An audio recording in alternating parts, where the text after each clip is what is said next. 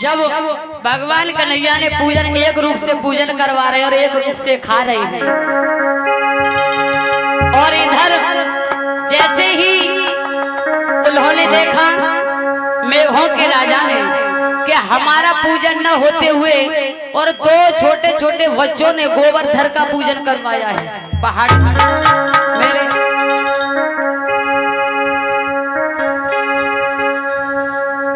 देव ऋषि नारद ने देखा और कहा इंद्र से जाकर के कि दुनिया ने करवट बदली और उल्टा हो गया जमाना है, कंकड़ पत्थर सब देव बोले देवों का नहीं ठिकाना है।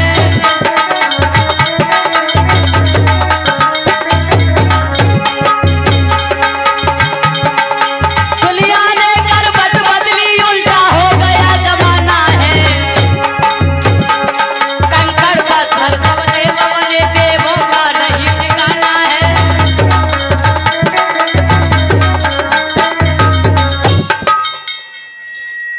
उन्होंने कहा वो तो देवताओं का कोई मान नहीं है। मेरे श्रोतागण बंधुओं, उसी समय उन्होंने क्या किया कि मेघों के राजा को आदेश दे दिया और कहा को आदेश दिया, और नीले काले पीले सफेद बादल होने लगे, काली अंधेरियां छा गई, हाथ से हाथ दिखाई नहीं दे रहा है, हाथ से हाथ दिखाई नहीं दे रहा है। मेरे श्रोतागण बंधुओं, आज जैसे ही वो आए तो धीरे धीरे बादल होने लगे। अरे अरे घने घोर घटा गहरानी,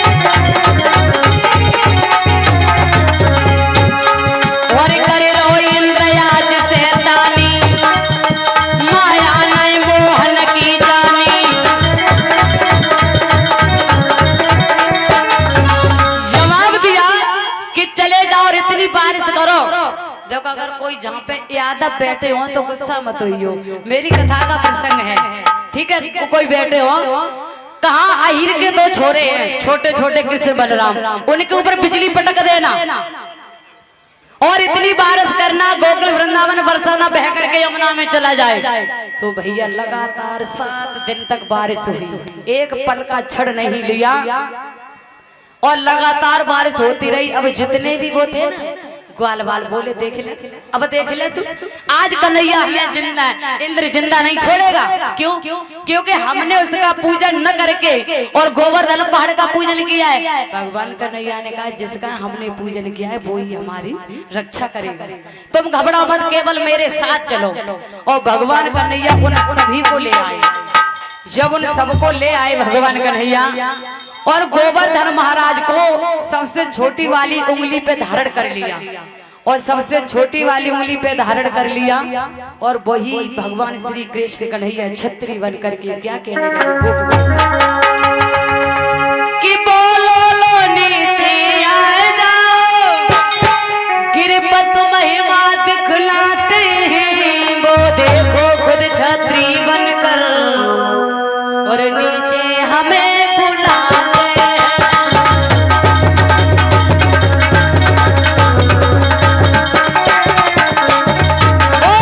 देखो खुद छत्री बनकर और नीचे हमें बुलाते हैं।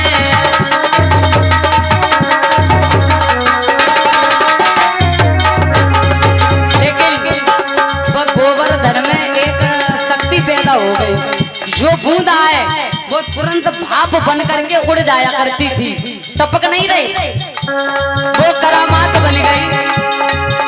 कि रे इतना ज्यादा गर्म हुआ जो बूंद भी नहीं ठहराती है, हरे धारू भाप बन जा करके आते आते जल जाती है।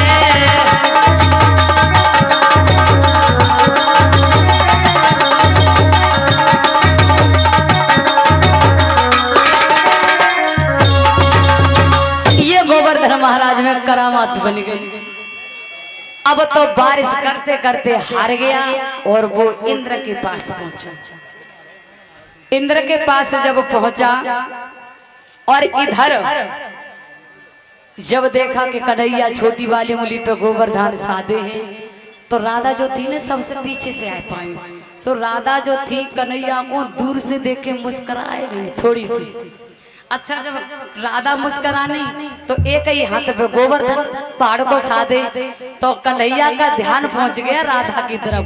हल्की सी बाएं हिल गई, और जब हल्की सी बाएं हिली तो दामा खड़ो ना, दामा तौर पर राधा पे बोलो, जब बताओ तुम हंस रही हो, जाके नीचे इतने खड़े हैं, अगर जो गोवर्धन गिरेगा तो सबकी चटनी बन जाएगी, और तुम हंस रही हो। तो क्या बोले कि मुस्कुराहट से और गोवर्धन डगमग डोले।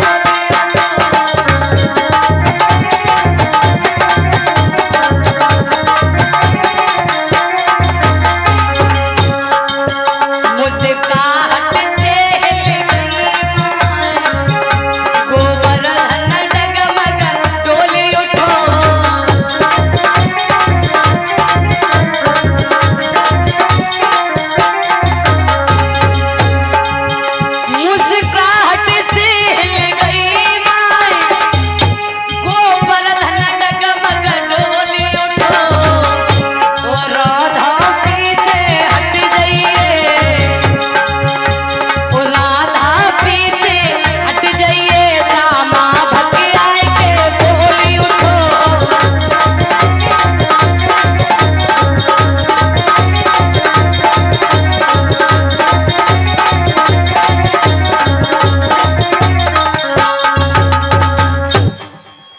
उन्होंने कहा भी ये गोवर्धन गिर जाता फिर सब लोगों की चटनी बन जाती। धीरे धीरे बारिश बंद होती है। जब धीरे धीरे बारिश बंद हुई और बारिश बंद होने के बाद गोवर्धन पहाड़ को उतार के रखा।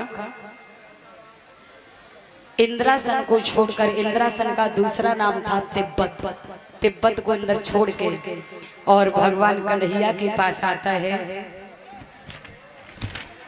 भगवान कन्हैया से कहा कि प्रभु हमको क्षमा कर दो, हमसे भूल हो गई, हम समझ नहीं पाए कि आपका अवतार हो चुका है। और उनसे कहा, क्योंकि भक्त अपने भगवान से जब क्षमा मांगते हैं आत्मा रूपी परमात्मा से, तो वो हमेशा क्षमा ही करते हैं, दंड नहीं देते हैं। मेरे श्रोतागण बंधुओं, जैसे ही ये घर आते हैं अब गोपियां लालात हो जाती हैं और वो नगिन होकर स्नान करती हैं यमुना में। कन्हैया ने वस्त्रों को धारण किया। आप लोग सोचते होंगे कि कन्हैया बहुत गलत था जो गोपियों के वस्त्रों को चुराया। देखो, न तो गोपियों के वस्त्रों को कन्हैया पहनता और ना ही उसके घर किसी चीज की कमी थी। दो प्रकार का ज्ञान देने के लिए वस्त्रों को चुराया था। वो ज्ञान है, सभी माता ध्यान दें। जब वस्त्रों को चुराया, काफी समय हो गया, ठंड लगने लगी, गोपियों ने निकलने का प्रयास किया मगर पार पर वस्त्र नहीं थे। एक नजर पड़ गई पेड़ पर के कन्हैया ने वस्त्रों को ले लिया है, तो कहा कि हमारे वस्त्रों को दे दो, मुझे ठंड लग रही है। कहा एक शर्त पे वस्त्र दूंगा, कि कौन सी, कि आज के बाद कभी गंगा जमुना सरस्वती नदी नवारे ताल तलैयों में नहाने तो नहीं आऊंगी। गोपियों ने कहा क्यों, मुझे पहले वचन दो कि हाँ कभी नहीं आऊंगी। तब उनको वस्त्र दिए और वस्त्र देने के बाद फिर कहा अब हम आप लोगों को बताते हैं इसका कारण क्या था। पहली बात है कि जहां कमर तक जल होता है, जिस जगह कमर तक जल होता है, वो कमर तक जल में अगर पतिव्रता स्त्री जाएगी तो उसका पतिव्रत धर्म नष्ट हो जाएगा। दूसरी बात, अगर स्त्री जल में नगिन होकर स्नान करेगी तो उस जल में वास करने वाले वरुण देवता का बहुत बड़ा अपमान होता है। इसलिए मना किया कि आज के बाद गंगा जमुना में नगिन होकर स्नान नहीं करोगी, कहा नहीं करेंगे। अब गौर करते हैं किस प्रकार से शरद पूर्णिमा वाले दिन श्री कृष्ण कन्हैया जमुना जी के किनारे वृंदावन में किस प्रकार से रास रचाते हैं और उसके बाद भोजराज कंस पापी का वध कैसे होगा। एक छोटा सा कीर्तन बोले सभी। राधा रानी कहती है जब कन्हैया मथुरा के लिए चले जाते हैं, कहने बेदर्दों का कोई भी भरोसा नहीं है कि दिल लेके दगा देते हैं, परदेसी भुला देते हैं, परदेसी भुला देते हैं।